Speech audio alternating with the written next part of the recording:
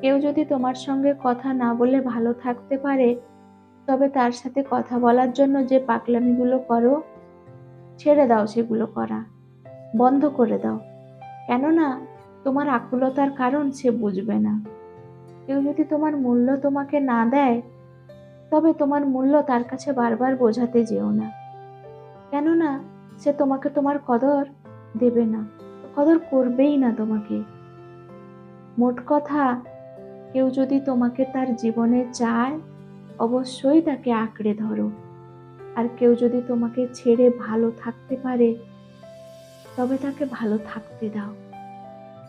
নিজের গল্পটা বলতে সবথেকে বেশি ভয় পাই আমি। ভয় পাই বলে আমি অহেতুক, অকারণে দিন রাত আমি এই ভয় নিয়ে চুপচাপ সব কাজ করতে থাকি।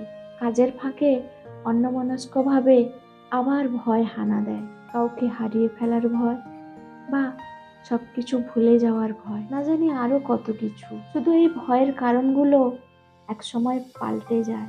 তাই জন্যই হয়তো আমি নিজের গল্পটা বলতে আজও একটু বেশিই ভয় পাই।